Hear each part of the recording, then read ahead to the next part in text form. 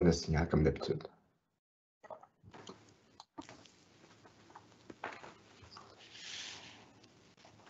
Vous êtes en direct, vous pouvez commencer. Alors, bon matin à tous et bienvenue à cette réunion extraordinaire du Conseil le jeudi le 4 novembre 2021 à 9 h.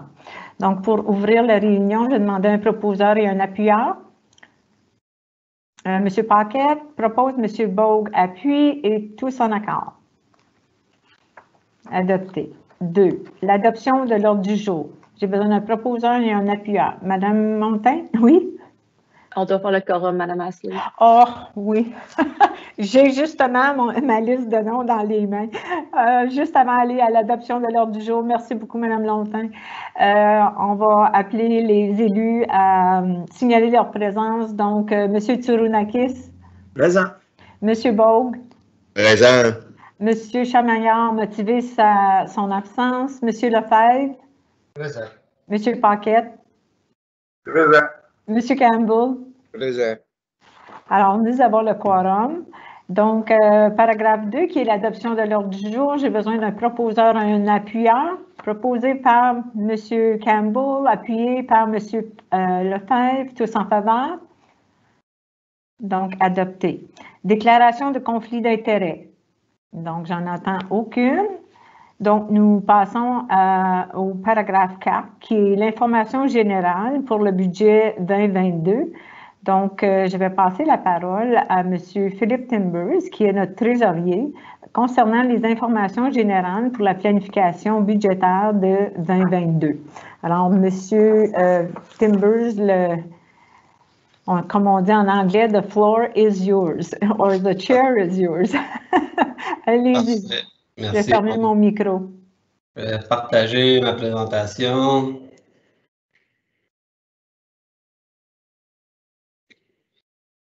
Donc, bienvenue aux première réunion de budget 2022.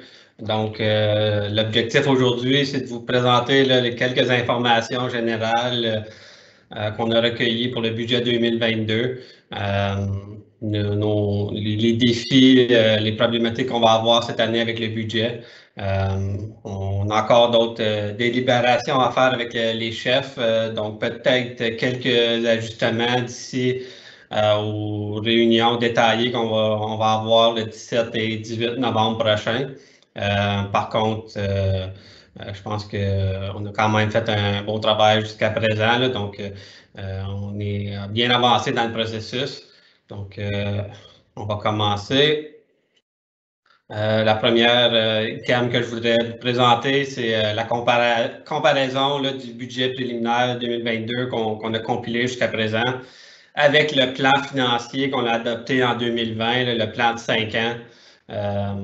Donc, pour l'année 2022, on budgète des taxes municipales qui incluent là, les payments in lieu, les local improvements et les taxes supplémentaires de 11 918 000.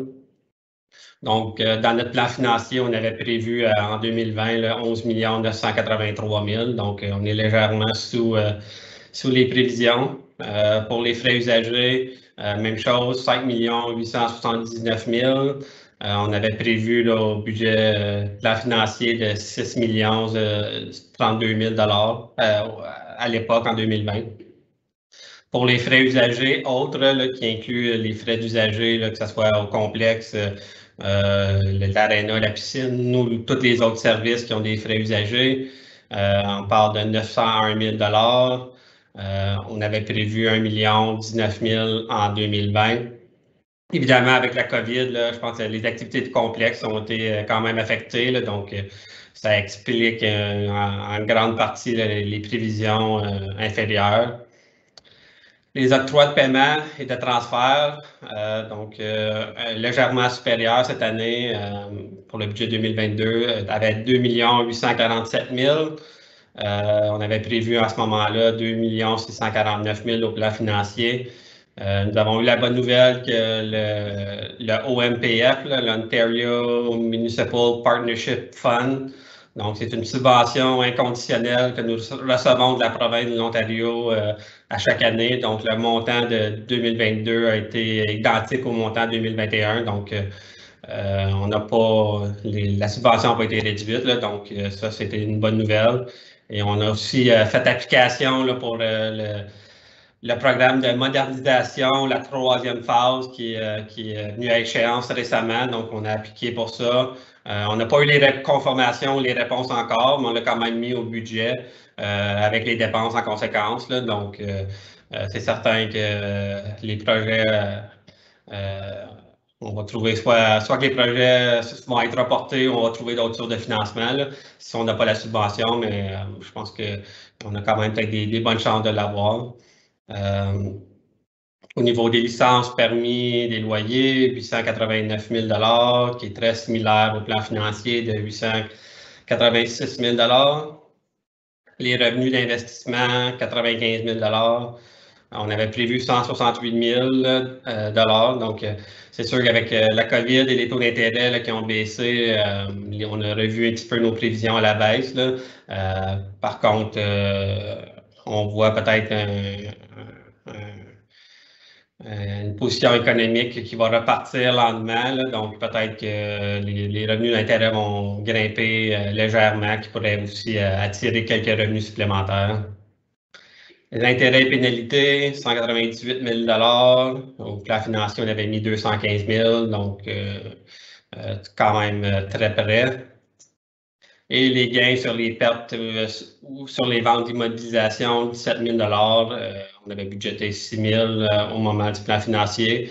Il y a plusieurs, je pense, équipements là, qui datent de plusieurs années. Là, quand on va peut-être renouveler l'équipement, donc peut-être quelques milliers de dollars supplémentaires là, avec la vente d'équipements désuets. Pour les frais de développement, pas de prévision, pas de revenus pour cette année qu'on prévoit en ce moment. Et l'autre, qui est un dividende de l'hydro de 87 000 $ qu'on reçoit chaque année. Donc, à ce niveau-là, il n'y a pas de changement. Donc, si on regarde le comparatif au total, 22 millions en revenus, 22 832 000 $ en revenus comparé au plan financier là, qui prévoyait 23 100 000 $. Donc, je pense que le développement des dernières années a fait que nos prévisions, surtout au niveau des revenus, là, légèrement plus basses là, que nous avions prévues en 2020, mais je pense que c'est quand même une bonne nouvelle. Ça veut dire aussi que nos dépenses sont légèrement plus basses. Donc, si vous avez des questions, n'hésitez pas à m'arrêter au fur et à mesure. Sinon, il y aura une période de questions à la fin. Là, donc, n'hésitez pas à poser des questions si vous en avez. Monsieur Lefebvre a une question pour vous. Oui, merci, Mme le maire. Et bonjour, M. Timbers, et merci pour votre présentation, qui va continuer, bien entendu, au cours de l'avant-midi.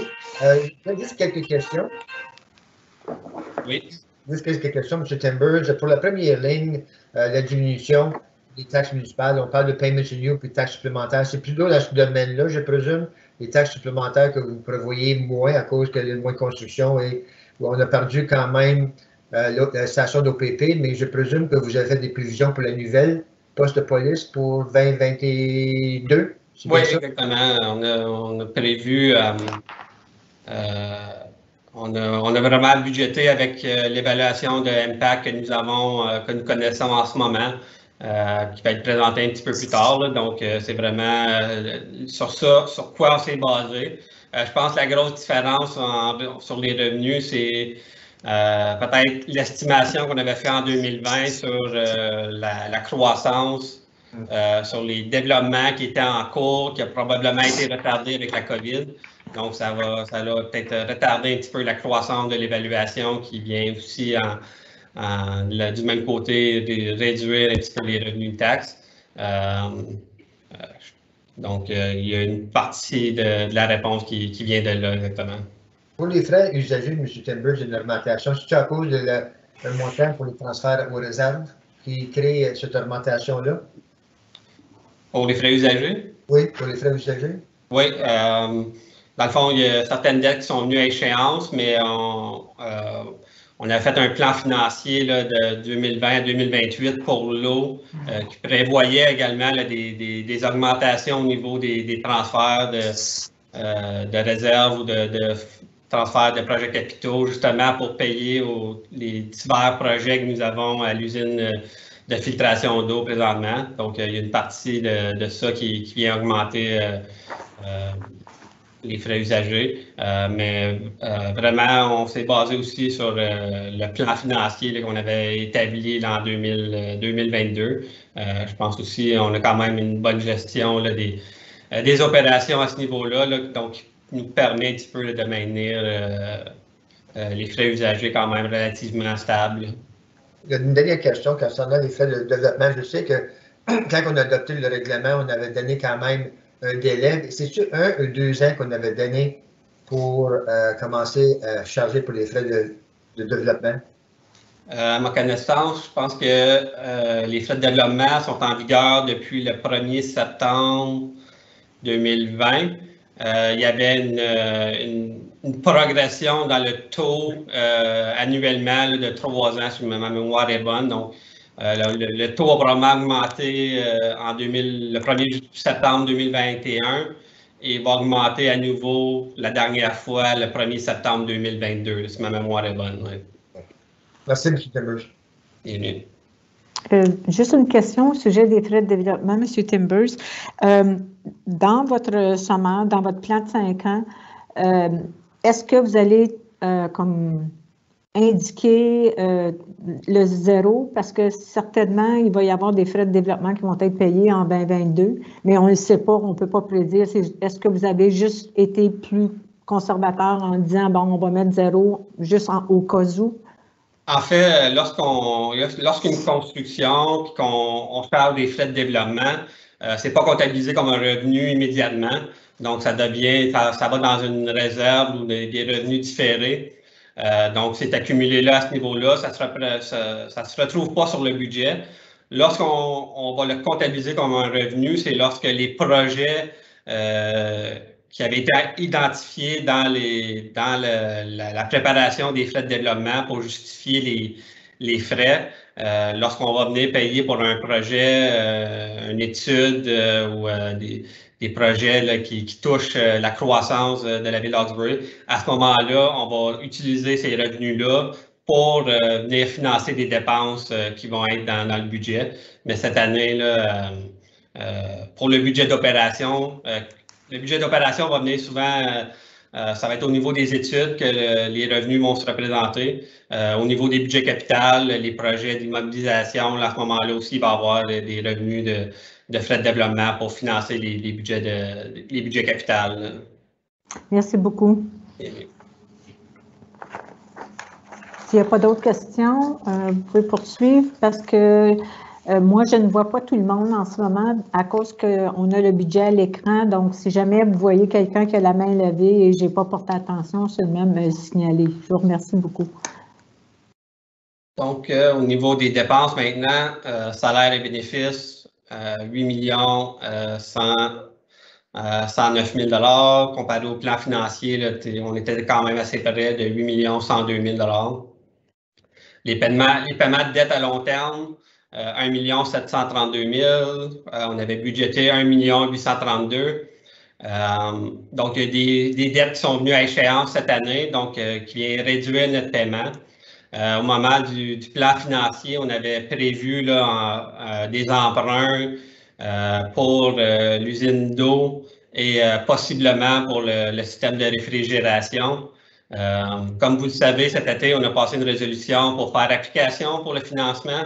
Nous avons été approuvés là, pour les 2 projets. Par contre, je pense qu'au niveau du plan financier, on prévoyait commencer la dette en 2022. Mais là, vu que la dette n'a pas été contractée encore, là, donc c'est pour la raison pourquoi que le budget 2022 est légèrement inférieur aux prévisions du plan financier. Pour les matériaux, 4 189 000 $. On avait budgété 4 104 000 $, donc une légère hausse à ce niveau-là. Mais je pense que la COVID aussi là, a fait exploser le coût des matériaux. Là, donc, je pense que c'est quand même facilement explicable là, par cette raison. Au niveau des services contractuels, 5 573 000 $. On avait budgété 5 631 000 $. Je pense que notre plus gros service contractuel, c'est le contrat de la OPP qui est à 3 millions. Comme on va voir plus tard, on a quand même eu une belle surprise, une économie à ce niveau-là cette année.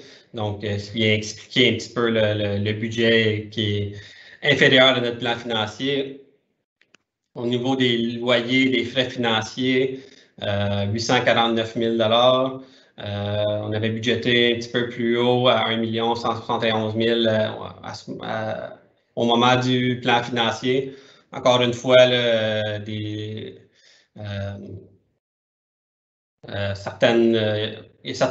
pense qu'il y a certaines choses qui sont venues à échéance.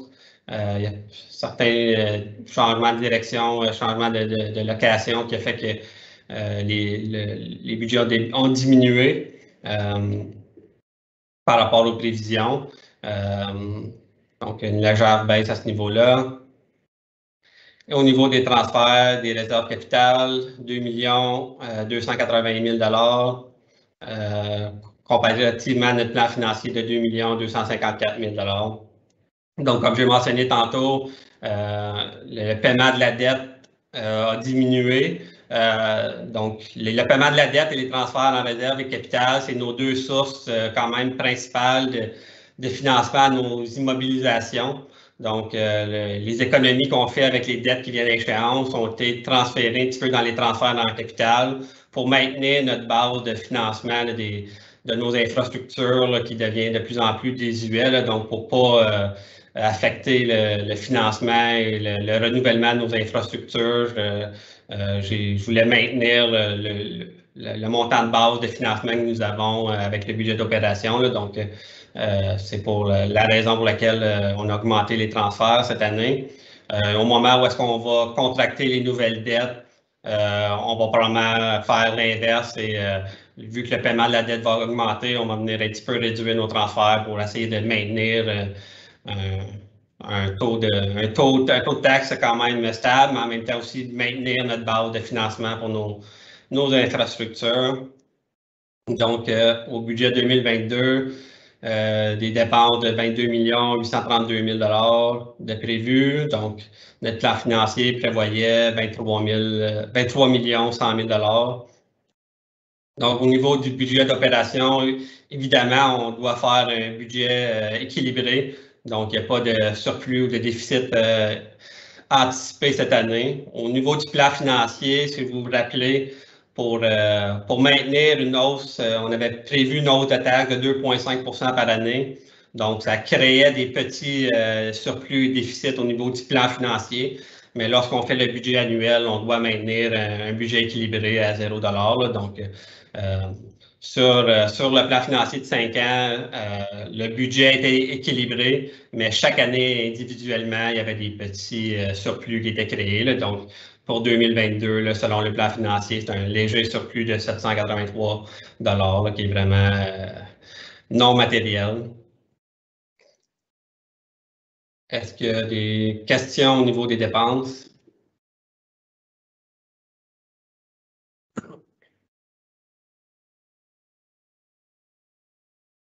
Parfait, donc je continue. Pour les impacts budgétaires importants, les grands défis cette année, l'an passé, on avait décidé de financer quelques opérations avec des transferts de réserve. Donc, on avait mis un montant de 105 000 $. Là. Une bonne partie, c'était pour la bibliothèque qui avait vu ses opérations ralenties au niveau de la COVID en 2020. Donc, il avait créé un surplus pour la bibliothèque. Donc, plutôt que de réduire le financement de la bibliothèque, on avait décidé de financer une partie de 2021 avec les surplus de 2020. Donc, il y avait d'autres également, certains travaux à l'Hôtel de Ville qui avaient été financés par des réserves. Donc, évidemment, c'était une décision annuelle unique à ce moment-là. Donc, on doit maintenant retirer ces transferts de réserves-là qui vient, dans le fond, qui crée, dans le fond, une perte de revenus lorsqu'on commence le budget 2022. Il faut aller trouver cette différence-là d'une autre façon. Au niveau des dépenses, l'augmentation des salaires annuels selon les conventions collectives était en cours ou qui sont présentement en négociation. Donc, une augmentation là, de 235 000 estimée. Donc, il n'y a pas d'ajout de poste ou de réorganisation vraiment. C'est seulement les augmentations annuelles selon les conventions et l'inflation. L'augmentation des assurances responsabilités, là, donc je pense qu'avec la COVID, les prix d'assurance ont explosé un petit peu partout. Là, on n'en fait pas exception. Je pense que ça avait été discuté cet été là, au moment du renouvellement, là, qu'il y aurait des hausses importantes. Donc, des augmentations d'environ 100 000 comme j'ai mentionné tantôt, les réductions des paiements de la dette à long terme, 146 000 et comme j'ai également mentionné, on est venu augmenter les transferts en réserve ou capital proportionnellement avec les dettes qui sont venues à échéance. Là. Donc, on a augmenté les frais usagers de 52 000 et au niveau des taxes foncières, 92 000 Et pour le contrat de la PPO, également, on a eu une belle surprise avec une réduction des prévisions de 90 000 par rapport à 2021. Donc, la façon que ça fonctionne avec le contrat de la PPO, on a notre prix annuel pour 2022, mais également, il y a une rétroaction qui est faite pour les années antérieures.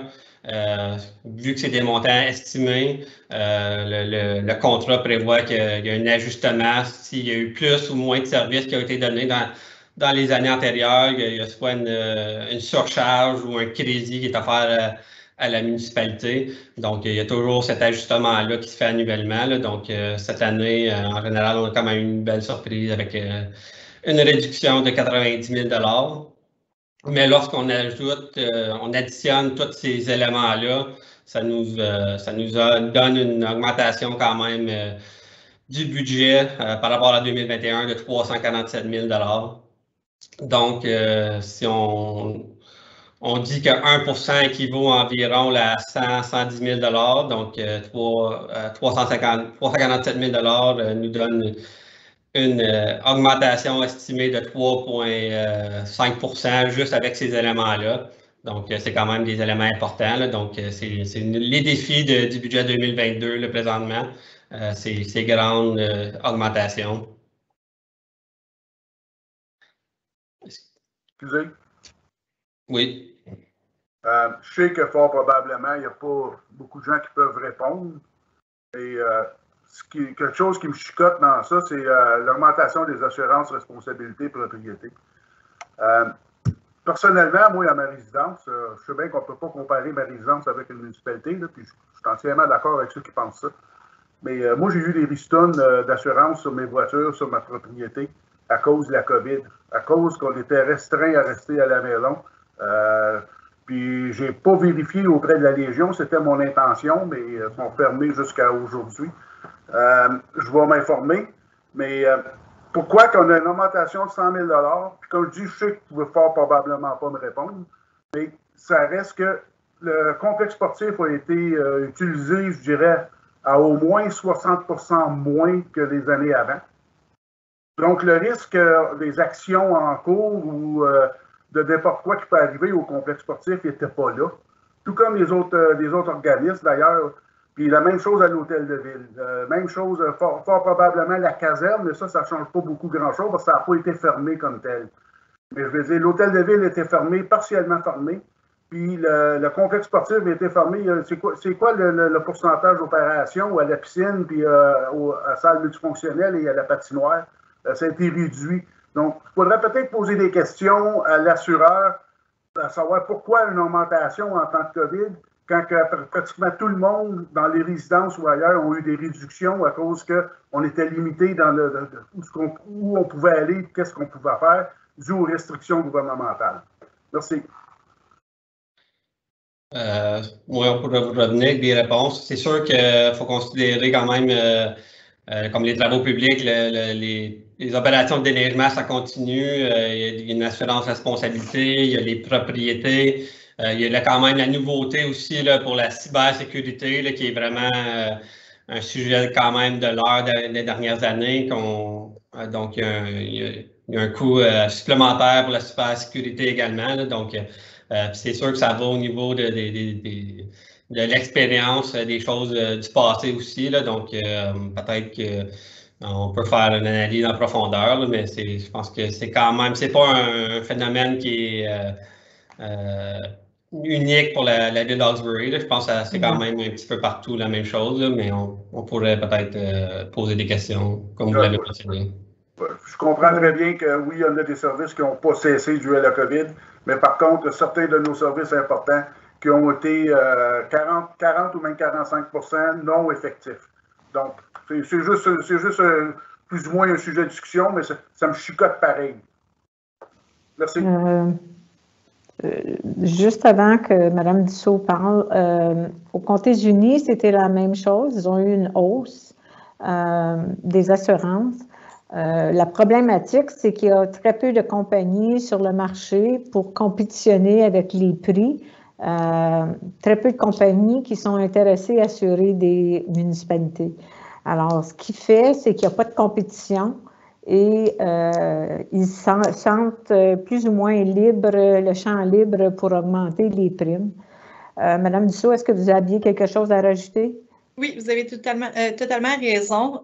Une des choses que je peux aussi ajouter, c'est l'expérience. Malgré le fait que la COVID a fait que nos services ont été limités, un assureur planifie pour le prochain. Tout le temps, donc l'assureur regarde les risques pour l'année prochaine, ne prennent pas en considération comme quoi que ça a été fermé, ça va être encore fermé. Puis, comme je dis à tous les employés, un assureur est toujours gagnant. Donc, il va regarder notre expérience. Puis, vous savez comme moi qu'on a on a eu certains litiges et tous les assureurs ont augmenté leurs coûts. Donc, ça, c'est la réalité. Qu'est-ce que je suggérais, c'est qu'on fasse venir peut-être l'assureur pour vous expliquer plus en détail si vous êtes intéressé. Mais on s'attendait à une grosse hausse, on l'a eu.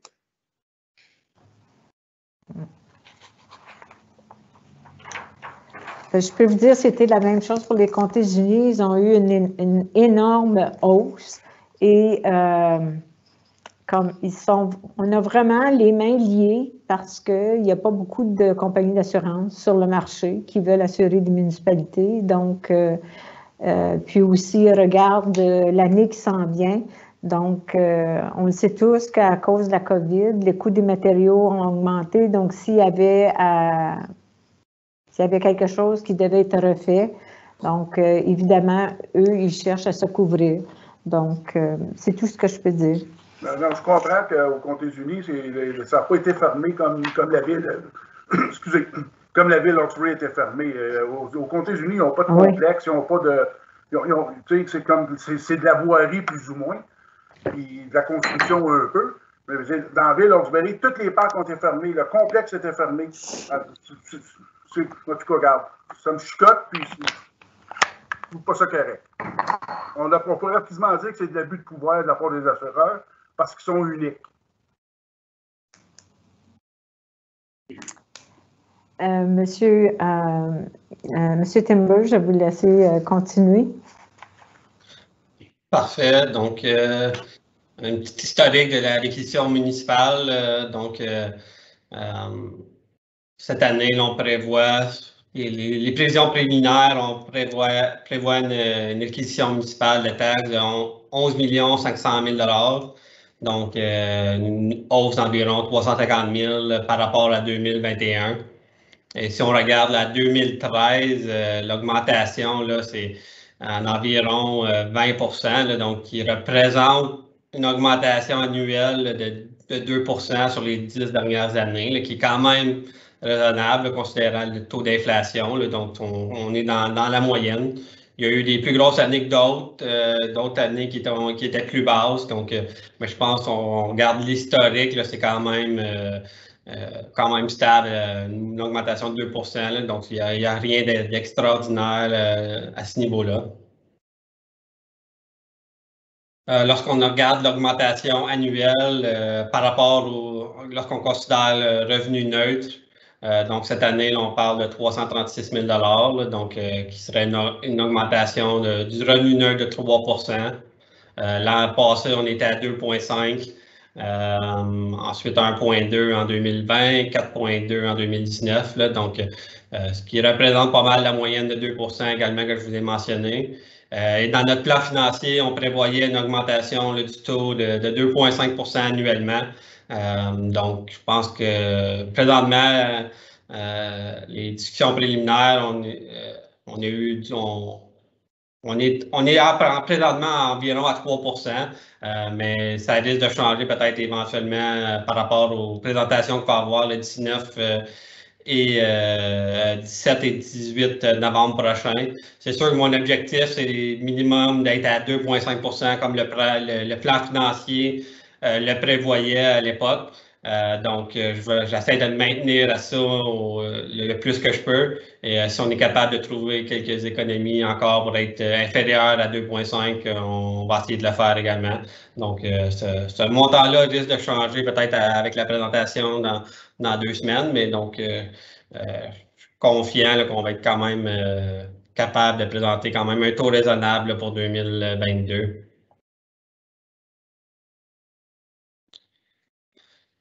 Donc, au niveau de l'évaluation, en 2021, selon Impact, l'évaluation se chiffrait à 859 773 000 en évaluation foncière. Par la fin de l'année, il y a eu quelques ajouts, quelques constructions qui a fait monter à 862 444 000 d'évaluation. Une augmentation là, de 2 666 000 qui représente quand même un maigre 0,31 de croissance. Là, donc, je pense que nos prévisions du plan financier prévoyaient une croissance de l'évaluation un petit peu supérieure à ça. Donc, c'est ça qui est venu un petit peu réduire un petit peu nos revenus, nos prévisions de revenus. Donc, oui, Mme Astley. Pour l'évaluation provinciale, c'est-à-dire l'évaluation, est-ce que il faut garder la même que 2021 à cause de la législation provinciale, c'est bien ça? Oui, exactement. Oui, okay. C'est ça. En 2020, on était dû, à partir de 2021, on était dû pour un nouveau cycle de 4 ans qui aurait revu l'évaluation foncière.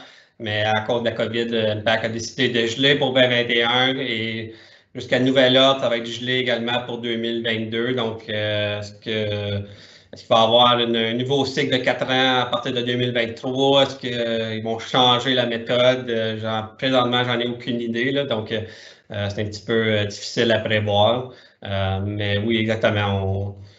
L'évaluation qu'on a en ce moment, on continue avec la même évaluation qu'on a terminée en 2021. OK, merci.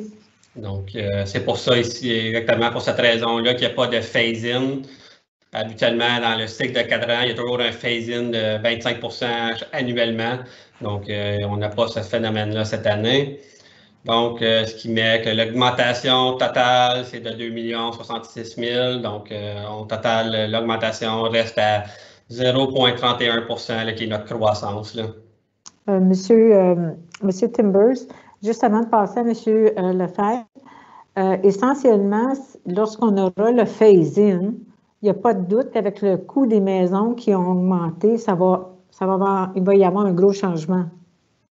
Oui, c'est ce que je souhaite, qu'il y ait un gros changement avec le prix des maisons. Même cette année, on l'a vu, nous, avec les certificats de taxes, il y a eu beaucoup de ventes à Hawkesbury. Le marché immobilier est très chaud, donc on va espérer que ça va faire augmenter les valeurs des propriétés en conséquence.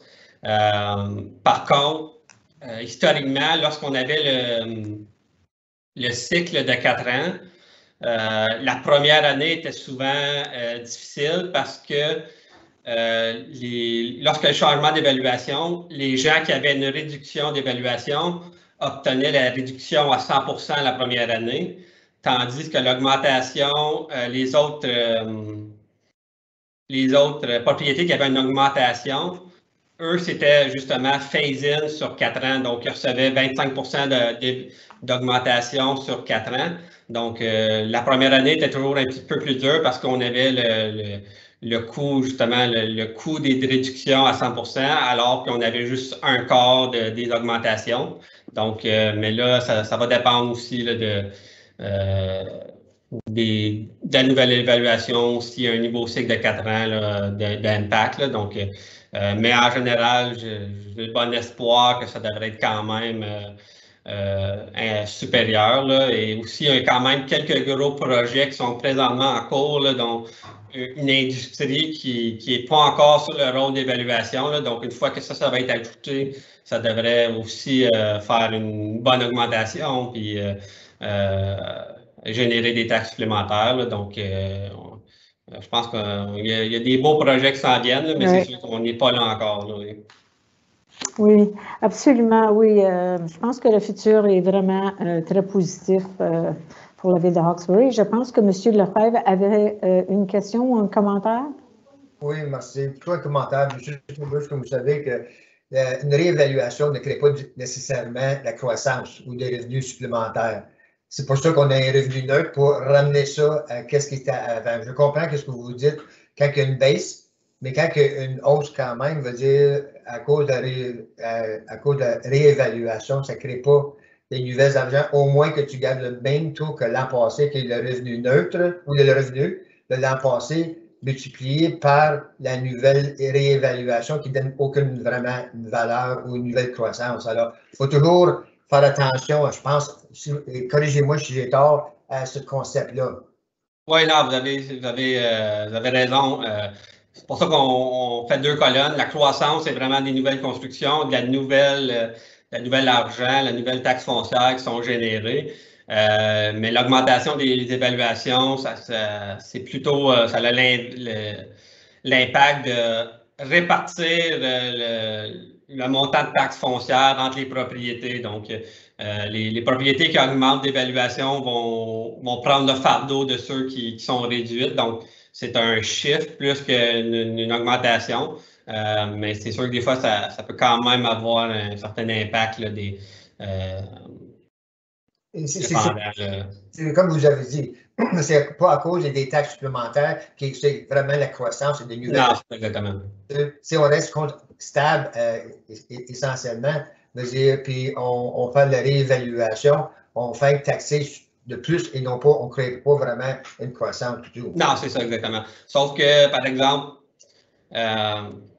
c'est sûr qu'au niveau monétaire, en fait, de taxes, il n'y a pas vraiment de différence, mais par contre, entre les catégories, s'il y a une grosse hausse au niveau de résidentiel, ben, c'est peut-être le commercial qui va en bénéficier, ou l'inverse, si le commercial, l'industriel explose en valeur, ben, c'est le résidentiel qui va en bénéficier. Donc, c'est un chiffre entre les catégories. Catégorie, genre, c'est un petit peu comme plus loin dans les tableaux, on va voir ça.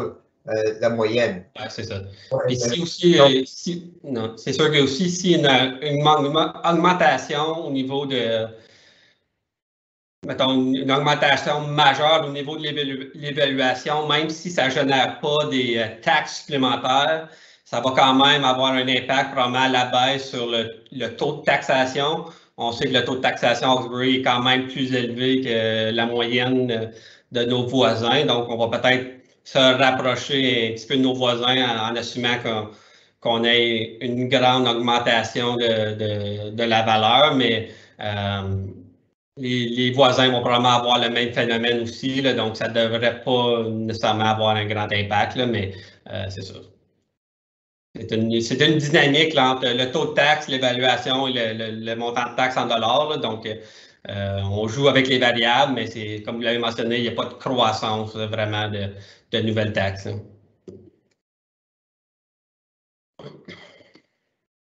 Excusez-moi, je pense que M. Tsurunakis avait un commentaire ou une question. Yes, basically what you said at the end is that, as the MPAC evaluations rise, we can then lower our mill rate that will give us net equal tax, but at the same time, those are the rates I think that are comparable when people say, oh, the tax level in Hawkesbury is higher than other municipalities. So if we have a bigger rise than other ones, then that will shrink and we will be more competitive. As you say, though, some of that is blunted by the fact that they will also have some rise as well. But if we compare ourselves to other municipalities that perhaps are not having the same increase as us, then yes, that will diminish. So that's one positive aspect of that whole thing. So you pretty much answered my question at the end. Thank you, Mr. Timbers. Merci. On va vous laisser continuer, M. Timbers. Parfait. Donc, au niveau de la réquisition, donc là, qu'on prend les évaluations, ici, nous avons notre taux de taxe en 2021. Selon mes estimations, le taux de revenu neutre serait le même que le taux de taxe que nous avions en 2021. Donc, ce qui veut dire que cette année, l'augmentation du taux de taxe serait équivalent au taux du revenu neutre, donc il n'y aurait pas de différence. Donc, comme je l'ai mentionné tantôt, on prévoit présentement une hausse d'environ 3%. Donc, vous avez un petit peu le calcul de comment on arrive au revenu neutre. Là. Donc, on prend l'évaluation du début 2021 avec le taux de taxe qui avait été établi. Non, pardonnez-moi, c'est plutôt l'évaluation à la fin de l'année avec le taux de taxe du début qui va nous donner notre estimation du revenu neutre. Donc, pour atteindre le revenu neutre, on doit atteindre le même montant de revenus avec l'évaluation 2022, mais comme que l'évaluation 2022 est gelée, est identique à 2021, on obtient le même montant et le même taux de taxe. Là, donc, c'est peut-être une année exceptionnelle qui fait que c'est pas mal identique. Là, donc, on prévoit une réquisition de 11 500 000 $ qui est encore une fois une augmentation là, de 3%. Donc, cette augmentation-là de 3% va se refléter en dollars de taxes de la façon suivante. Là. Donc, en 2021, on avait une évaluation résidentielle moyenne de 162 000. J'ai fait quelques estimations là, avec les changements de l'évaluation. Donc, en 2022, je l'estime à 163 000 $. Donc, si on prend le taux de taxe de 2021 multiplié par l'évaluation, on obtient la moyenne de taxes municipales, qui est vraiment la portion municipale. Ça exclut les comtés et l'éducation. Donc, pour 2022, si on fait le même calcul, on arrive à 1 854 $. Donc, l'impact sur une évaluation moyenne, une propriété moyenne résidentielle à Hawkesbury, ça serait de 65 $ en assumant une augmentation de 3%. Donc, c'est quand même minime sur une année. Donc, vous avez ici, vous avez l'impact vraiment en dollars là, sur une propriété moyenne. Donc, au niveau des dettes à long terme, je vous ai fait encore... Monsieur, excusez-moi, M. Lefebvre a une question pour vous. Oui. Juste un commentaire, puis peut-être vous pouvez me corriger, mais le nombre d'unités résidentielles, excusez-moi, comprend aussi toutes les propriétés multirésidentielles, c'est bien ça? Oui, exactement. Je pense que oui, parce que la donnée que j'utilise pour trouver l'évaluation moyenne, c'est vraiment all residential properties, là, donc ça inclut le multirésidentiel. Oui. Alors, si on a plusieurs propriétés multirésidentielles dans la ville de Hawkesbury, essentiellement, ça réduit artificiellement la moyenne des propriétés résidentielles. Oui, exactement, non. Alors, si on se compare à nos voisins là, qui sont facilement là, à 200, 250, même 300, 350 000 $ d'évaluation moyenne. Là. Donc, c'est sûr qu'en ayant un petit peu plus de densité, un petit peu plus de multirésidentiel, ça fait baisser notre moyenne quand on se compare avec nos voisins. Là. Oui, parce que, comme vous savez, on a juste dans les propriétés multirésidentielles qui est 7 et plus, on a plusieurs, on a comme 5 à 600, je pense, propriétés multirésidentielles dans les blocs. Oui. automatiquement, si les valeurs de ces propriétés-là sont quoi, avec 50 000 en plus ou moins, alors automatiquement, ça va réduire artificiellement la moyenne des propriétés, une propriété résidentielle dans la ville. Oui, exactement. Non, définitivement.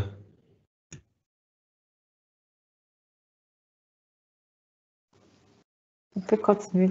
Donc, au niveau des dettes à long terme, comme j'ai mentionné tantôt, il y a certaines dettes qui sont venues à échéance cette année. Donc, on a un total de paiement de 1 732 000 il y a d'autres dettes qui vont venir à échéance en 2023. Là, donc, encore une fois, une grosse réduction là, de 1 444 000 de paiement. Donc, il va se maintenir sur 2023-2024. Un autre dette qui vient à échéance en 2025. Donc, ici, ça devrait être 2026 là, également. Donc,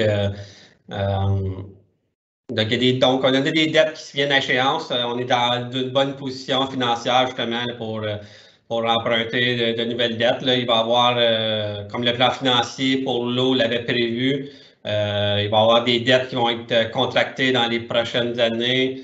Au niveau du plan de filtration d'eau, on a des projets majeurs. Là, donc, il va y avoir une dette d'environ 4 à 6 millions qui va être contractée là, dans les prochaines années. On a justement fait application cet été. J'ai été préapprouvé. Habituellement, lorsqu'on fait des dettes, on attaque le projet complété pour financer le projet en totalité. Mais là, vu qu'on parle de montants quand même importants, là, on parle de probablement 4,5 millions en 2022 pour la construction du projet de, pas le Chemical Feed, mais le Clarifier. Donc, 4,5 millions en 2022, puis probablement un autre 3 millions en 2023. Donc, ce qu'on va faire, c'est qu'on va contracter une dette temporaire pour financer le coût des opérations au fur et à mesure, un peu comme on l'avait fait pour l'usine d'épuration en 2014. Et lorsque le projet va être terminé en 2023-2024, on va transférer la dette à court terme par une dette à long terme. Là. Donc, c'est sûr qu'il va y avoir des paiements pour les prochaines années, mais éventuellement, ça va être converti à une dette à long terme. Et également, on avait été préapprouvé là, pour financer le projet de réfrigération au complexe sportif. C'est sûr qu'on travaille fort pour avoir des subventions, mais dans l'éventualité où est-ce qu'on n'aurait pas de bonnes nouvelles à ce niveau-là, au moins on est présentement préapprouvé pour avoir un emprunt pour le financer. Là, donc, ça va nous sécuriser pour aller de l'avant avec le projet. Si on a une subvention, tant mieux. Sinon, ben, on a un plan B avec la dette.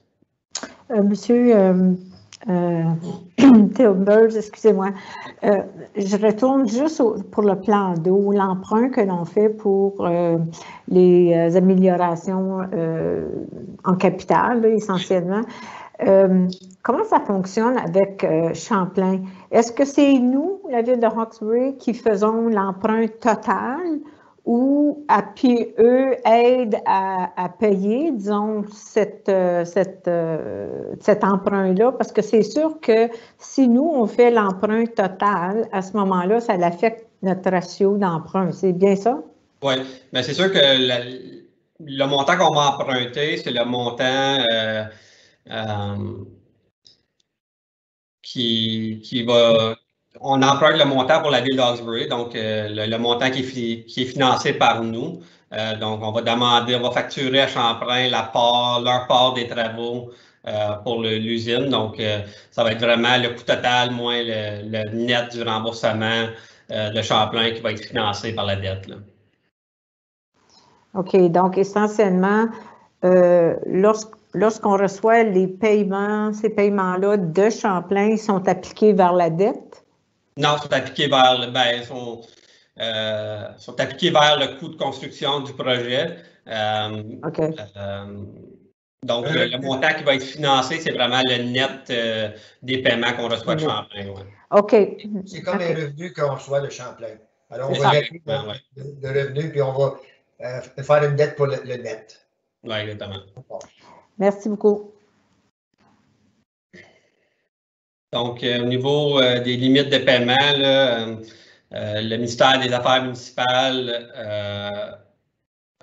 prévoit un indicateur pour les municipalités là, qui est le ARL, le Annual Repayment Limit,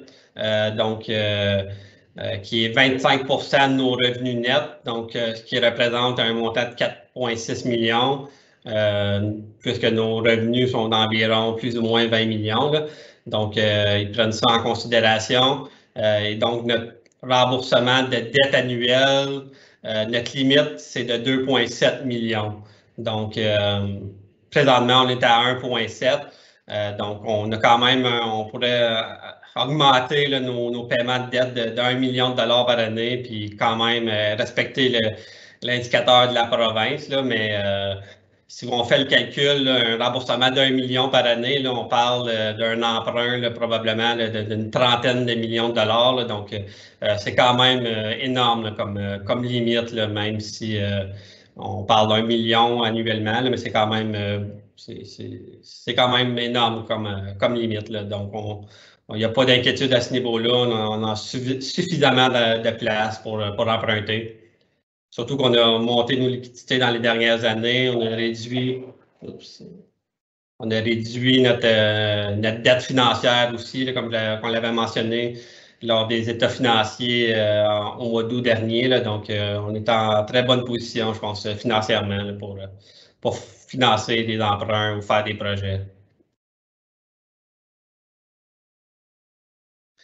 Au niveau des fonds réserves, donc vous avez ici le solde au 31 décembre 2020. Pourquoi j'ai présenté 2020? C'est parce que selon les dernières états financiers audités, ça c'est le fonds de nos réserves que nous avions. C'est sûr qu'au budget 2021, on a budgété certains transferts pour augmenter nos réserves et on a aussi financé certains projets avec les réserves qui vont venir réduire le solde. Mais officiellement, là, au 31 décembre 2020, nous avions un solde de 8,5 millions en réserve. Là.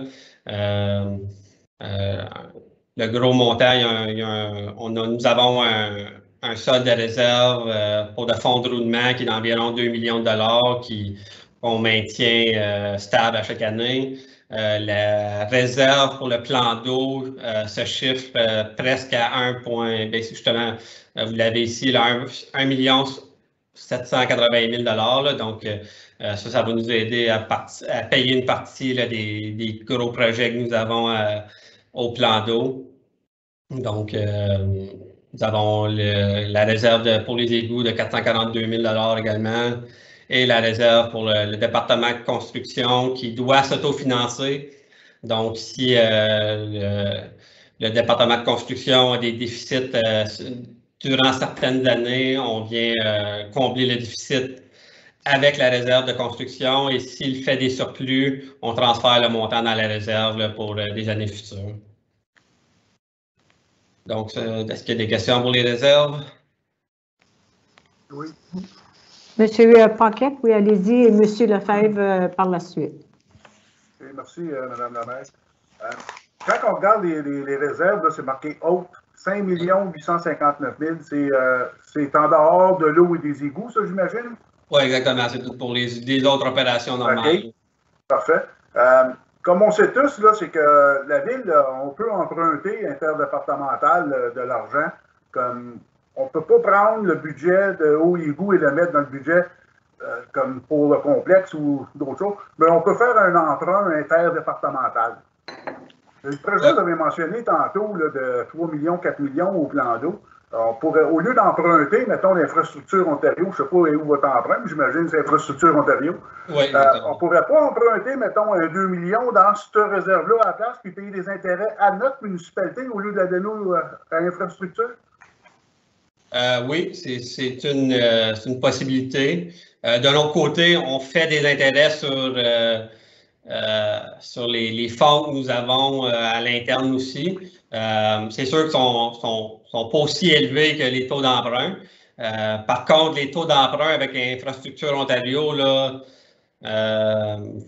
sont plus ou moins 2 %, là, donc c'est quand même des très bons taux d'intérêt. Si on sécure ça sur 25-30 ans, si on se retrouve dans 5 ans et les taux d'intérêt explosent à 5-6 %, on va peut-être le regretter. Là. Donc, je pense que je préfère, pour un emprunt de cette ampleur-là, financer avec des très bons taux. Aussi, l'autre impact, si on se finance avec nos propres réserves, selon le ministère des Affaires municipales, on doit maintenir un taux de réserve par rapport à nos dépenses là, de 20 %. Donc, si on vient trop gruger dans nos réserves, on va sortir de l'indicateur de la province. Également, si on a un gros imprévu, ben nos réserves vont être affectées à l'usine d'eau. Donc, on ne pourra pas facilement juste se tourner de bord et rembourser cet argent-là. Donc, je pense pour raison de sécurité ou de bonne gestion, c'est préférable de conserver nos réserves. Là. Je ne dis pas que dans certains cas, pour des petits montants, ce n'est pas une pratique qu'on pourrait utiliser. Là. Je pense que c'est une bonne pratique à utiliser pour peut-être des plus petits montants, des plus petits projets, mais le projet d'envergure à l'usine d'eau, je pense que c'est préférable de faire un emprunt à long terme. Oui, je comprends très bien ce que vous me dites, puis merci pour l'explication. Mais on ne pourrait pas, comme mettons, prendre, je ne sais pas, moi je dis n'importe quoi, là, comme mettons 2 millions dessus 5 millions, puis se charger des intérêts à nous de 2 %, qui est l'équivalent de l'Infrastructure Ontario, puis réemprunter, mettons, le 3 millions qui manque ou le 2 millions qui manque au travers de l'Infrastructure Ontario. On serait-tu en bas de ce que c'est qu'on devrait avoir, ou si la meilleure idée, là, ce que je comprends, c'est d'emprunter l'infrastructure. Oui, pour un projet d'envergure, je pense que c'est plus prudent financièrement là, de sécuriser la dette à long terme. Parce que si supposons qu'on prend 2 millions, puis il y a un événement majeur qui se passe, là, soit au complexe sportif, à l'hôtel de ville ou dans la municipalité, puis on a besoin de ces fonds-là. Dans le fond, il va falloir se rembourser. Donc, à ce moment-là, il va falloir se dépêcher, aller chercher une nouvelle dette pour se rembourser. Puis à ce moment-là, on ne saurait pas est-ce que les taux d'intérêt vont avoir explosé à 5-6 %. Donc, peut-être pour quelques années, ça pourrait être bénéficiaire, mais je pense que sur le long terme, c'est préférable de prendre un emprunt, là, surtout avec les bons taux d'infrastructure Ontario présentement. Là, je pense que ça serait plus prudent. OK. Ben, merci beaucoup, M. Timbers. Bien mis.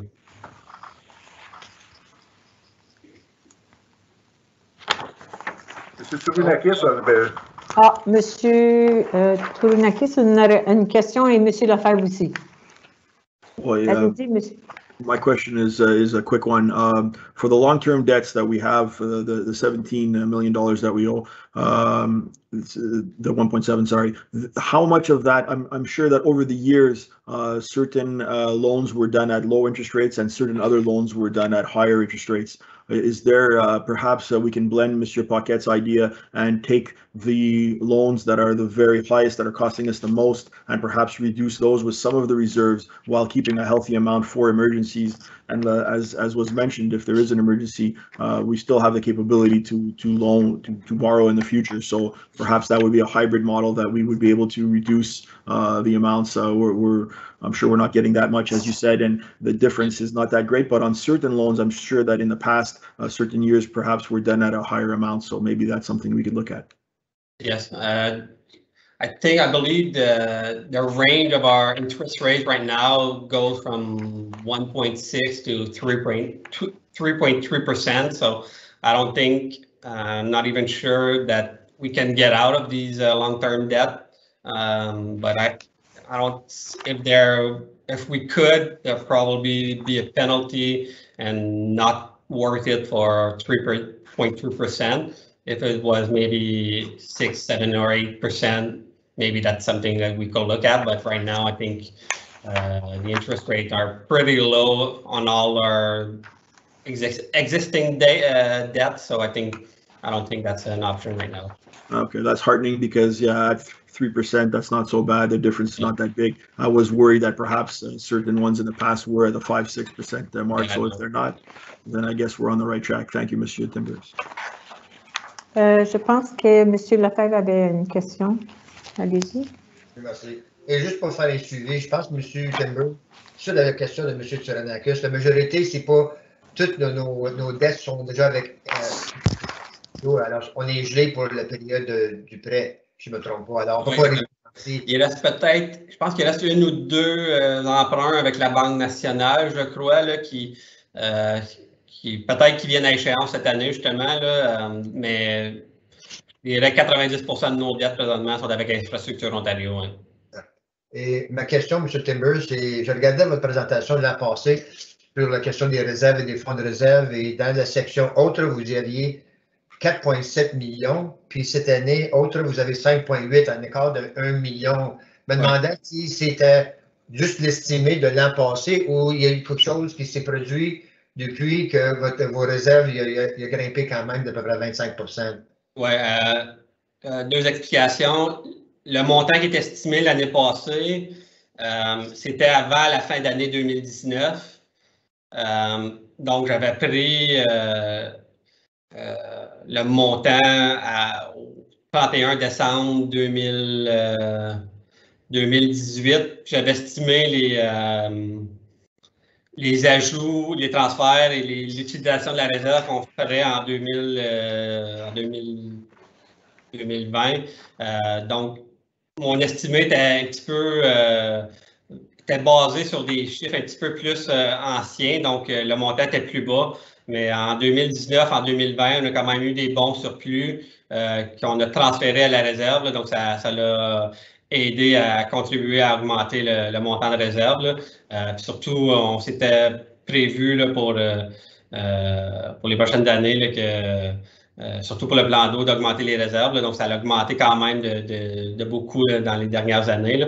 Mais cette année, plutôt que vous faire un estimé, j'ai vraiment pris le montant réel que nous avions en 2020. Là. Donc, c'est deux calculs différents qui expliquent l'écart. Mais je te dirais que dans les dernières années, 2019 et 2020, là, on a réussi avec les surplus en fin d'année de mettre des montants en réserve. Là. Surtout en 2020, en raison de la COVID, il y a beaucoup d'opérations qui ont été mises sur la glace. Là, donc, ça nous a permis justement de créer des réserves à ce niveau-là. Donc, c'est pour ça que ça a augmenté beaucoup dans les 2 dernières années. Est-ce que le ministère demande toujours, c'est pas, je sais, réglementé, mais demande toujours un certain pourcentage des arrérages de taxes comme fonds de roulement, ou c'est une recommandation qu'ils font ou c'est une politique? Oui, ils appellent ça des indicateurs. Donc, ils prennent notre FIR à chaque année, puis ils font les calculs, puis ils nous envoient les indicateurs une fois par année. Donc, eux, ils classifient les indicateurs de 3 façons, là, risque faible, risque moyen, risque élevé. Donc, lorsque tu atteins leur indicateur, tu es à risque faible. Je n'ai pas eu les données pour 2020, là, mais en 2021, mais en 2020, là, je pense qu'il y avait un indicateur qu'on était moyen, sinon tous nos indicateurs étaient faibles. Donc, un des indicateurs, justement, c'est le pourcentage de réserve par rapport aux dépenses d'opération, donc qui demande un minimum de 20%. Puis je pense que maintenant, là, avec nos montants de réserve qu'on a accumulés dans les dernières années, on était facilement entre 25 et 30%. Là, donc, on est dans la bonne position. Oui. Vous n'avez pas d'appel du ministère, c'est bien. Non, c'est ça exactement.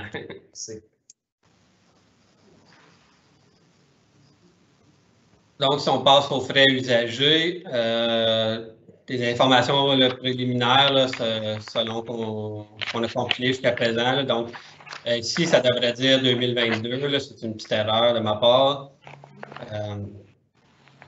Donc, pour le département de l'eau, on prévoit le taux fixe qui augmenterait peut-être de 4 qui représente 2,5 si vous vous rappelez au plan financier de 8 ans que nous avons fait pour l'eau, je pense que l'augmentation était un petit peu plus élevée que ça, c'était 2,9 annuellement. Donc, on est encore sous ce seuil du plan financier. Le taux de consommation augmenterait de 4 cents par mètre cube, qui représenterait une augmentation de 4,1 pour les égouts, le taux fixe demeurerait stable pour cette année, donc pas d'augmentation. Et le taux de consommation augmenterait d'environ 7 sous, qui représente quand même 5,8 Je par contre, les montants vont peut-être être révisés là, lorsqu'on va avoir nos dernières discussions. Au niveau des ordures, du recyclage, le montant pour le résidentiel augmenterait de 2 $, donc 1 pour le commercial, un autre 2 $, qui représenterait 1,3 pour le multirésidentiel, pas d'augmentation cette année. Au niveau des autres propriétés, on augmenterait de 1 $, de 52 à 53 $ pour une augmentation de 2,1 Les chiffres préliminaires, on va faire adopter un règlement pour les taux, les frais usagers plus tard, probablement une fois que le budget va être adopté officiellement. Une des choses qu'on veut regarder, on voit une tendance que les estimés que je vous ai présentés présentement, c'est la même montant de consommation qui avait été estimé en 2021, mais on voit une tendance dans les dernières années là, que le montant de consommation totale semble diminuer. Donc, on aurait pensé qu'avec la COVID, les gens qui sont à la maison auraient, à l'inverse, auraient utilisé plus de consommation, là, mais ça semble être l'inverse. Donc, si on vient réduire notre consommation estimée, ça risque d'augmenter le taux de consommation peut-être un petit peu plus que je vous présente présentement. Mais d'un autre côté, si les gens consomment moins, même si le taux est un petit peu plus élevé, le montant monétaire devrait être quand même similaire. Donc, je vais revoir les prévisions avec M. Perron. L'année n'est pas terminée encore, donc c'est juste des estimations pour présentement, là, mais il pourrait avoir un impact à ce niveau-là qui est vraiment en raison de l'estimé de la consommation qu'on a annuellement. Là. Donc, il y a probablement aussi les gens qui sont plus conscients de leur consommation, peut-être plus conscients des fuites qu'ils ont à la maison. Là. Donc, s'ils règlent le problème plus rapidement, donc, je pense que c'est bon pour tout le monde, là, de moins de consommation. Je pense que c'est préférable. Là. Donc, on veut préserver la consommation de l'eau, évidemment. Donc, ça pourrait être un enjeu, là, mais ça va être discuté peut-être un petit peu plus en détail au niveau des présentations du 17 et 18 novembre prochain. C'était juste pour vous donner un petit portrait préliminaire à ce niveau-là. Merci beaucoup, M. Timbers. S'il n'y a pas de questions, à ce moment-ci, encore une fois, d'abord, j'aimerais vous féliciter pour vos démarches qui vont faire en sorte qu'on va pouvoir adopter le budget en 2021, j'espère, pour 2022. Donc, merci énormément. Je pense que ça va faciliter la tâche pour tous les gestionnaires lorsqu'ils vont commencer la nouvelle année. Donc, merci pour tout le travail que vous avez fait. Et j'ai hâte que l'on se retrouve le 17 et le 18 pour regarder à l'ensemble du tout, mais je pense que vous nous avez donné un bon aperçu de où on semble s'en aller, la direction où on semble s'en aller. Exactement. Avant de peut-être terminer la présentation, je voulais juste faire une petite démonstration. Là. On a parlé du nouveau logiciel de budget. Il y a certaines fonctionnalités là, je pense, qui vont être intéressantes là, pour le conseil et la population. Là. Donc, je vais faire une petite démonstration. Donc, ça va être un site web là, qui est présentement, il n'est pas officiellement publié. Là, vous voyez certaines informations, mais si vous allez sur le lien, ça va être inscrit le Coming Soon ou en construction. Mais une fois que le budget 2022 va être approuvé, on va le mettre accessible à tous, là, mais c'est une plateforme qui va permettre aux citoyens de consulter le budget et de suivre l'évolution des dépenses au fur et à mesure que l'année va progresser. Donc, c'est juste un site web. Les gens peuvent cliquer, voir le budget d'opération avec les montants réels. Donc, ils vont cliquer sur ça. Là, ils vont voir les catégories de nos services. Donc, protection des personnes et de la propriété, les services environnementaux, récréation et culture, les transports, le gouvernement général, le planning, le zoning. Donc, ici, à gauche, vous voyez le budget de la ville de 2021, 22,6 millions. Présentement, là, on a 15 millions dépensés. Là, ça, c'est à la fin septembre. Donc, les gens peuvent consulter, ils peuvent le voir graphiquement aussi. Donc, le budget de la protection, 6,3 millions, 28 de notre budget d'opération.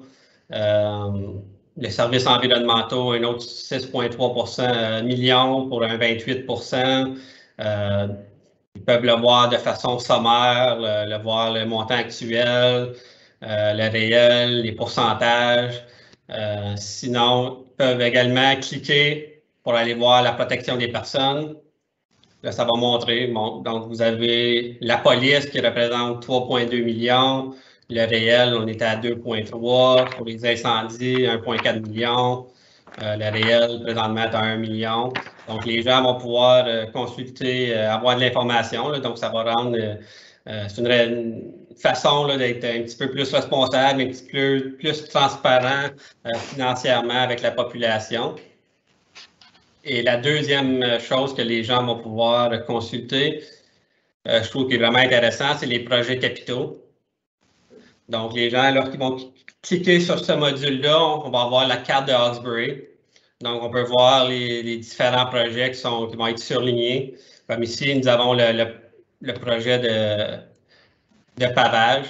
Donc, comme vous savez, cette année, on a fait la rue Ghislain, la rue Edmond, un petit peu la rue Adrien. Donc, les gens vont pouvoir consulter ça, voir c'est quoi les gros projets qui vont se passer cette année. Par exemple, un des gros projets en 2021 pour l'usine, c'était le Chemical Feed. Donc, on peut mettre des photos du avant ou du après ou des nouvelles instrumentations qui étaient installées à l'usine de filtration de l'eau. Donc, avec une petite description du projet, le timeline, où est-ce qu'on en est dans le projet, le montant du budget, qu'est-ce qui reste à compléter, même on peut mettre les sources de financement. Donc, une partie, c'est un octroi provincial, l'autre va être financé par les réserves, d'autres sortes d'octrois, le fonds général. Donc, ici même, on peut lier certains projets ensemble. Donc, cette année, c'est le Chemical Feed. L'année prochaine, l'autre projet qui va suivre, c'est le Clarifier. Donc, les gens peuvent cliquer là-dessus, voir, OK, il y a un autre projet qui va suivre l'année d'après. Donc, je pense que c'est une plateforme qui est intéressante, facile à utiliser, puis je pense que les gens vont pouvoir apprécier l'information supplémentaire accessible de la maison. Là. Donc, je pense que c'est un bon achat, ce logiciel-là, qui a été payé par les fonds de modernisation qu'on a eu de la province de l'Ontario. Donc, c'est juste pour faire une brève démonstration. Là. Donc, ça devrait être en fonction, aussitôt que le budget 2022 va être approuvé officiellement. C'est pas mal impressionnant. Est-ce que vous sentez que c'était un super bon achat selon vous? Oui, je pense que oui. Même au niveau du processus budgétaire, c'était surtout papier ou avec des feuilles Excel qui n'étaient pas nécessairement très efficaces dans le passé. Là, mais maintenant, les données vont être sauvegardées dans le logiciel. Ils vont être possible de faire un roll forward à chaque année, de remettre les données, puis que ce soit dans 5 ou 10 ans, les gens qui vont être en place vont pouvoir retourner en arrière puis savoir pourquoi un tel projet avait été budgété ou c'était quoi la description, les incidences. Là. Donc, je pense que ça cadre bien dans l'initiative que la province essayait de faire. Là. Donc, je pense que c'était un très bon achat. Oui. Oui, c'est très intéressant. Monsieur Bogue. Oui, je vais juste suivre la même pensée, c'est que je suis très impressionné avec ça. C'est la transparency, c'est fantastique. Je vois ça être quelque chose qui va être bâti, qui va être utilisé, c'est certain. Merci, j'aime beaucoup ce software. Merci. Oui, Oui, M. Paquet? Oui, j'ose espérer que M. Timbers il va nous donner un crash course là-dessus, au conseil. Là. Ouais, ben, je pense que c'est vraiment. Ça semble être intéressant pas mal. Je pense que c'est quand même intuitif et vraiment expliqué, mais si vous voulez une autre démonstration, là, je peux certainement en faire une autre démonstration. Là, ouais. Seulement quand il sera vraiment fonctionnel et puis que tout ira bien pour vous, puis quand que le temps le permettra aussi. C'est bien. Merci beaucoup. Est-ce qu'il y a d'autres commentaires pour M. Timbers? Oui, M. Tsurunakis. I just want to go back to my famous challenge, 5% challenge, because it's near and dear to my heart. So I want to just talk about it a little bit more. I know that if you say, find me 5% of a $20 million budget, that's $1 million. So I don't expect that you're going to find $1 million in the sofa cushions of the town. At the same time, as a business owner, I know that if you look at every department, sometimes things creep up on you, or things are there because they were there in the past and they made sense, but you haven't looked at it in a while, or somebody hasn't said, do we still really need this, or do we need that? So the challenge is in that spirit, is in the spirit of the department heads looking at their operations again with a fresh set of eyes and saying, do we really need this? Can we save a couple of dollars here? That's all that is. Some departments will be able to find 1%. Some won't find anything. I understand that, but I still want them to do that exercise and to look around, because it's not in the spirit of cutting a project. I don't want to reduce the budget so we don't do X project or Y project. I just want to achieve some more efficiencies, because I know that in a large organization, there's always a few things that can be found in. Every dollar that we save in operational costs that are not necessary can be used to pave another kilometer of road or whatever it is. So that's the challenge. I just wanted to reiterate that so everybody understands where I'm coming from. And I appreciate the cooperation of the department heads to find whatever straining they can find. Thank you. Thank you. Monsieur Lefebvre? Oui, merci. L'an passé, M. Timbers nous a présenté le budget préliminaire, il y avait 5,49 qui était très élevé.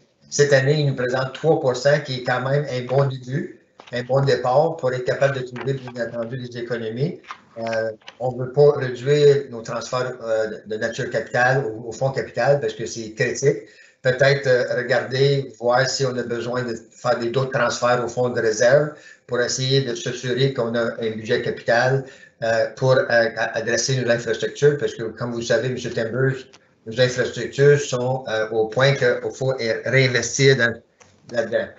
Pour revenir au commentaire de M. Tsurunakis, mais si je ne me trompe pas, le but du fonds de modernisation, c'est essentiellement ça, pour essayer de trouver des économies, prendre ces argents-là puis trouver des économies. Alors, si je ne me trompe pas, M. Timbers, c'est un petit peu ça le but de ce programme-là. Et aussi, qu'est-ce que vous avez présenté avec nous, le nouveau logiciel qui devient intéressant. Et je présume que ça n'oblige pas beaucoup de temps du personnel parce que c'est quand même, je présume, relié à votre système de comptabilité comptable. Alors, là-dessus, bien entendu, vous nous avez présenté 3% et non pas 5,49. Je suis certain que vous avez la chance de trouver des économies un petit peu ailleurs, bien entendu. Mais ça, c'est un de mes commentaires. Il faut maintenir notre investissement dans nos infrastructures sans faute. Merci encore. Merci. Monsieur Paquet? Oui, concernant le budget, encore, on a, pour la plupart de nous, je crois, là, on a tous envoyé ce qu'on appelle un wish list ou bucket list, comme vous voulez l'appeler.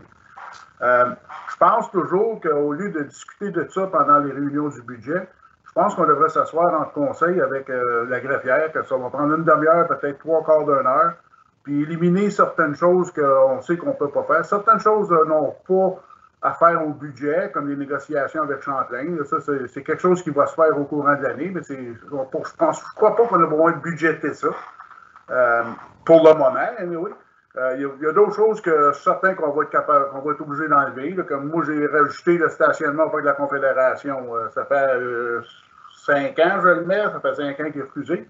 Donc, je ne m'attends pas à ce qui va être fait encore cette année. Mais c'est des sujets, ça, pour des discussions, je pense, entre conseils. Si on commence à discuter de ces sujets-là, pendant la réunion budgétaire, ben, on va perdre au moins une bonne heure à discuter là-dessus pendant la réunion budgétaire. Je crois que Mme la maire devrait convoquer une réunion, et non pas à huis clos, parce qu'il n'y a rien de personnel, il n'y a rien de grave là-dedans, avec les membres du conseil, avant la réunion du 17, et qu'on élimine ce qu'on pense qui n'est pas vraiment important pour le moment. Je ne dis pas que ce n'est pas important, mais pour le moment.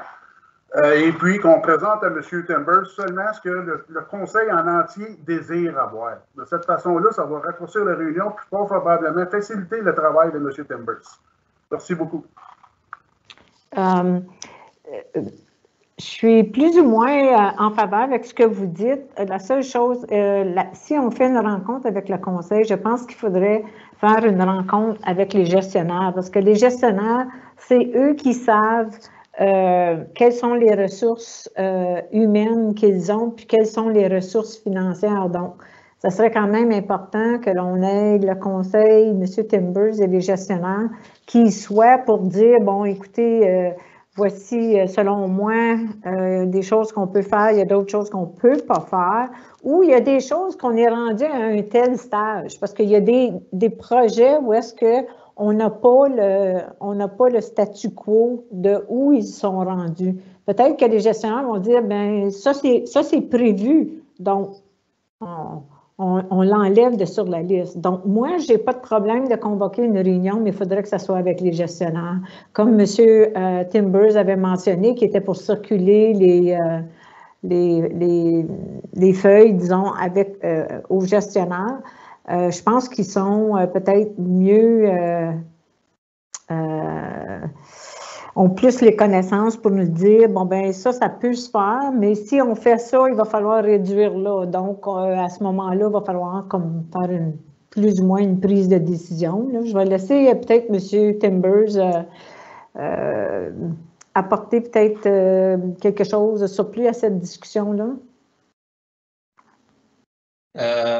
Oui, dans le fond, peut-être la solution, ça pourrait être hybride un peu à ce que vous proposez, M. Paquette propose. Peut-être que c'est une bonne idée que le conseil établisse leurs priorités. Vous aviez, je pense, chacun identifié des éléments, mais plutôt que passer au travers la liste au complet, peut-être que le conseil pourrait établir ses priorités en premier, mais en parallèle, je pourrais quand même soumettre la liste au chef qui puisse faire un petit peu de recherche ou peut-être identifier, OK, ça c'est déjà au budget, ça c'est pas au budget, voici les coûts. Mais je pense qu'il y a peut-être un côté à faire du côté les chefs puissent vous fournir un petit peu d'informations, mais peut-être aussi que le conseil établisse vraiment ses priorités avant la réunion aussi pour peut-être faciliter le processus. Là. Est-ce que vous préférez que nous, le conseil, on se rencontre comme avant que vos gestionnaires se prononcent ou après? Je peux certainement appeler une réunion, ça, c'est pas un problème. Madame Dussault, je pense qu'elle a quelque chose à rajouter. Oui, en fait, c'est sûr que recevoir une liste la veille du budget, ça limite beaucoup nos possibilités parce que c'est impossible de faire un travail adéquat sur certains des projets pour vraiment regarder combien ça nous coûterait pour l'ajouter d'ici le 17-18. Donc, à ce niveau-là, il y a certains des projets aussi, comme un de vous mentionnait, que c'est déjà en branle ou c'est déjà planifié. Donc, qu'est-ce que je pourrais faire, c'est demander peut-être à votre adjointe de repasser la liste d'une façon au niveau qu'elle soit circulée de façon plus publique et que tout le monde puisse les regarder et les chefs qui sont concernés le savent. Et donc, suite à ça, on a des réunions de prévues dans les 2 prochaines semaines, justement pour réajuster certains des projets capitaux, puis on va prendre en considération et ensuite, on va être en meilleure mesure de vous expliquer pourquoi que nous, on pense que ce n'est pas une bonne idée pour telle circonstance, peut-être parce que les montants, il ferait qu'on monterait les taxes trop. Et puis, suite à ça, si c'est vraiment une décision de conseil qu'on le veut, mais suite à ça, M. Timbers retournera à ses budgets pour vous proposer qu'est-ce qu'on doit couper dans le but d'avoir ce projet-là. Est-ce que c'est quelque chose qui vous conviendrait? Oui, la seule chose que j'aimerais, c'est qu'au moins, peut-être que M. Timbers et vous pourriez au moins dire sur ce qu'on vous a donné en ce moment, s'il y a des choses que, oui, c'est prévu, ou voici à quel stage on en est. Puis là, je pourrais prendre cette information-là et à ce moment-là, faire comme un genre de liste, là, si vous voulez. C'est parce qu'il y a des projets qu'on n'a pas le statu quo, peut-être, du projet. On ne sait pas s'il y a de l'ouvrage qui a été fait ou s'il n'y a rien été fait. OK. Ça va venir lors de la présentation des budgets. Donc, Ouais, mais c'est parce qu'on voulait que ça soit fait avant. Donc, je pense que c'est plus ça, c'est que le côté recevoir tout un wish list, déjà, il y a des budgets, il y a des choses qui sont prises déjà, qui sont déjà en branle présentement, puis ça va vous être présenté le 17-18. Donc, la seule chose, c'est si votre adjointe mettait le tout dans un format que tout le monde peut voir, puis là, à partir de ce moment-là, on va pouvoir prendre en considération, puis il y en a, j'ai aucun problème lors de la prochaine réunion de conseil, vous dire, écoutez, celui-là, celui-là, celui-là, il se retrouve déjà sur le budget. Donc, vous savez que c'est quelque chose que peut-être pas exactement où vous le vouliez, mais c'est quelque chose qui est en branle, puis on va être en mesure de vous l'expliquer. Pour les autres choses, c'est sûr que d'ici 2 semaines, de tout faire une planification adéquate pour le rentrer si c'est quelque chose de nouveau. Parce que j'ai vu quelques petites choses qui étaient nouveaux, qui ne sont pas dans le budget. Donc là, je voudrais pas qu'on... Si c'est quelque chose qui est vraiment important pour vous, écoutez, on va reporter l'approbation des budgets pour le mettre, pour le faire comme il faut. Sinon, bien, on va le faire un estimé du meilleur de nos connaissances.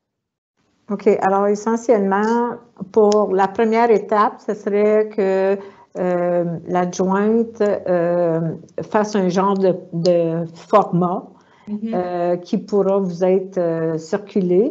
Et puis, à partir de là, vous allez pouvoir en discuter avec vos gestionnaires s'il y a des choses qui sont déjà prévues ou pas. Exactement. C'est ça? OK. Alors, on va le faire comme ça. Oui, monsieur Lefebvre? Oui.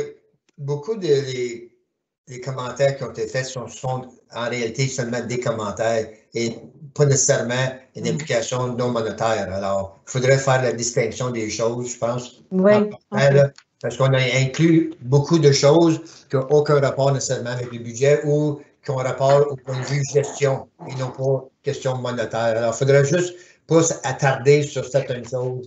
OK, je vais les diviser en catégories, comme vous dites, M. Lefebvre.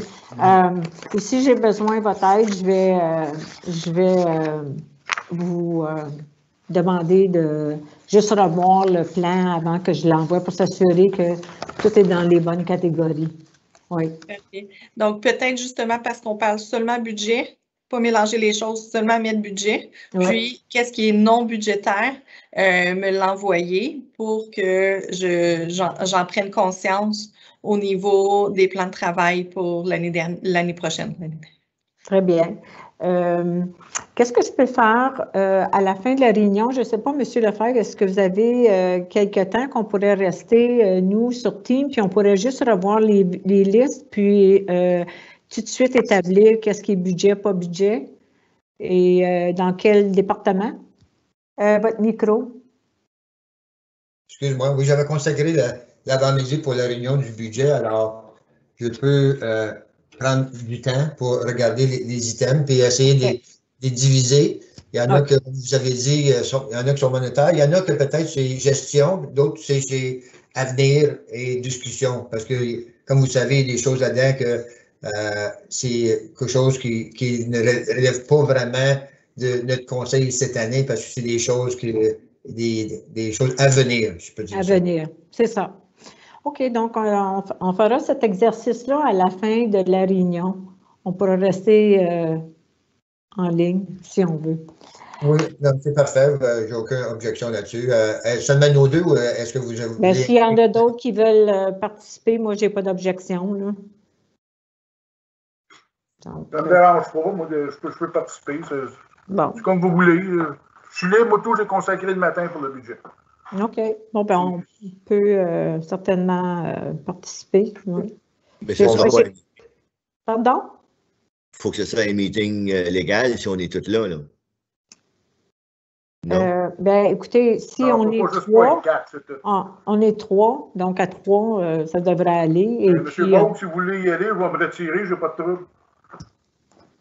Bonjour, c'est Yvan Ruel. Ici j'aurais une suggestion parce que l'addition à cette réunion ferait en sorte que je ne peux pas techniquement arrêter celle-ci. Donc, votre parti va aller sur la diffusion post-réunion. Moi, je vous suggérerais à la place de vous en créer une nouvelle à part de celle-ci, comme ça, l'autre portion n'ira pas nécessairement sur la chaîne YouTube après. C'est ça, non, absolument. Donc, s'il n'y a pas d'autres questions, je veux tout simplement demander à M. Paquette s'il peut nous envoyer une invitation team par la suite. Oui. Et puis, pour le moment, on va pouvoir ajourner cette réunion et comme tout le monde a mentionné tantôt, merci beaucoup M. Timbers pour tout ce que vous avez fait jusqu'à ce moment-ci et je suis très contente de voir que vous aussi, vous êtes content avec votre nouveau logiciel parce que ça, c'est important.